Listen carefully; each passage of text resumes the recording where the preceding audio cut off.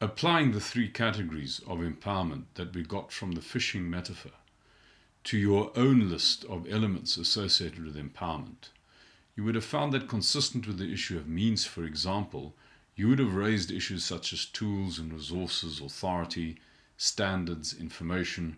Now clearly this list is not comprehensive. It's a descriptive rather than a prescriptive list. But I'd like to add a particular element which I think is very important, which is the boss's time. If we apply the coaching metaphor to what the boss should be doing, it becomes apparent that a coach can't coach a game if he doesn't watch it, which basically means to say the boss can't do this care and growth job if he doesn't give attention to his subordinate. Consistent with the issue of ability, there are two themes. The one is to teach or coach the person why they should do the job, and the second is to teach or coach them how to do the job. And clearly of the two, the why is significantly more important than the how.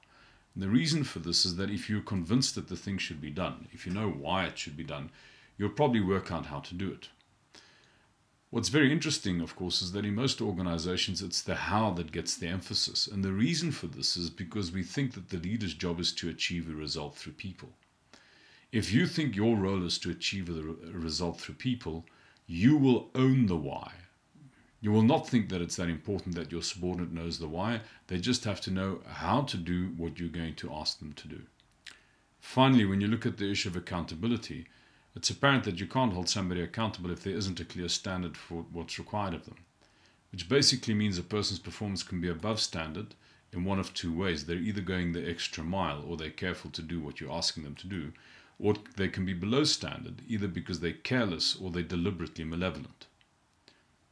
You clearly can't treat the person who's gone the extra mile and the person who's careful in the same way. So what's appropriate to do with an extra mile person is to reward them, whereas the careful person you should recognize.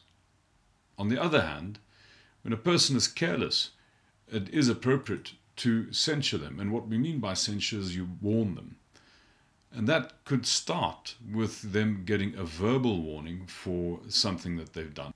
If they do the thing a second time, they'll then get a written warning, and then followed by a final written warning, and then beyond that they'll be dismissed, which suggests that there's an incremental process at work when you're censuring people that could actually end up in them being punished in the same way that they would be as when they were malevolent. Now, what we mean by punishment in this case is dismissal. Now, if one looks at this empowerment model from this point of view, what becomes apparent is that there's a dividing line that separates means and ability from accountability. That suggests that you can't hold somebody accountable if you've not given them the means and the ability to do what's required of them. When you look at it from that point of view, it means that in the process of empowering people, we can make one of two mistakes. And we refer to these two mistakes as the difference between the hard mistake and the soft mistake. The hard mistake is what happens when the person does not have the means to do what's required of them, they aren't able to do what's required of them, and you censure or punish the person. Now, clearly, that's unfair. That's too harsh. On the other hand, the soft mistake is what happens when the person's performance is below standard. They do have the means and the ability to do what's required of them.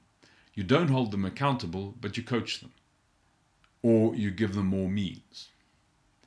Now, clearly, of these two mistakes, the soft mistake is significantly more dangerous than the hard mistake, because what the soft mistake does is it indicates to people that nobody's accountable. Further to this, of the two mistakes, it's the soft mistake that gets committed far more frequently in organizations than the hard mistake.